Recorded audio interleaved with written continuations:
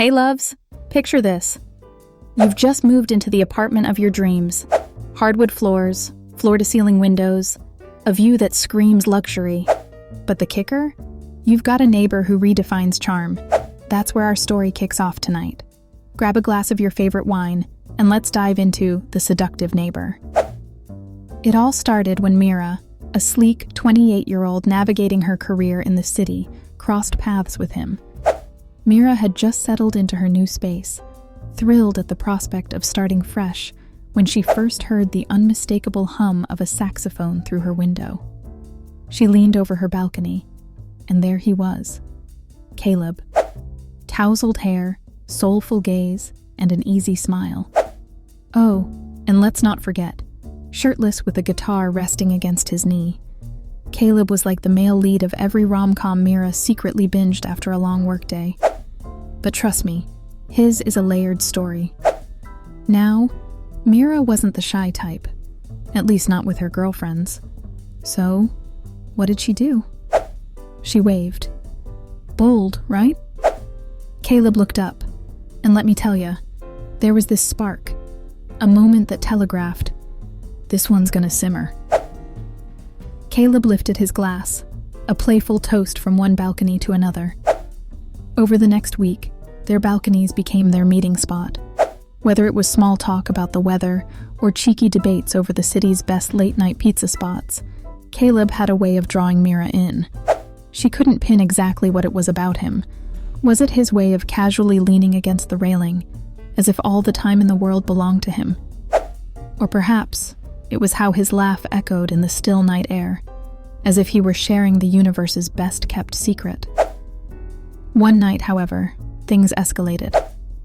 Mira was reading on her balcony, her favorite book of sultry suspense open on her lap, when Caleb said, "You should come over for coffee." She blinked up at him, heart flipping somersaults. Just coffee? That's like code, right? It's always code. It didn't take long for her to accept, curiosity winning over caution. Caleb's place mirrored his personality. Moody lighting, eclectic art, and oh, that scent of mahogany and bergamot. They talked and talked, and, well, the coffee somehow morphed into an entirely different conversation. Caleb leaned in. The air felt charged. Their first kiss? Let's just say, it started gentle, but it carried the weight of all their balcony conversations, quiet laughs, and moments shared under the city lights. But you're wondering, what's the catch, right? Here's the twist.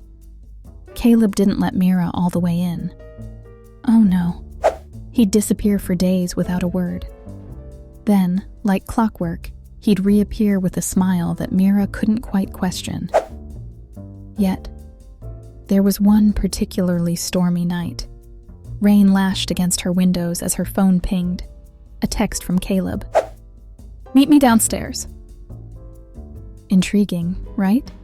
Mira decided, in her coziest hoodie and shorts combo, to investigate as if she were starring in her own rom-com mystery. Caleb stood there, drenched, looking every bit of the tortured artist archetype he lived up to. "I want to show you something," he said. Now, let's pause for a moment because if a beautiful neighbor invites you somewhere in the middle of the rainstorm, you go right? Mira did, because she's no fool. Turns out, Caleb's secret place was a hidden rooftop garden, accessible only through an old stairwell. Here's where it got layered. While they sheltered under a canopy, Caleb opened up about his vanishing acts. He wasn't just an artist, he was a caretaker for his ailing mom across town. Which explained the late hours and radio silence, but also tugged on Mira's heartstrings.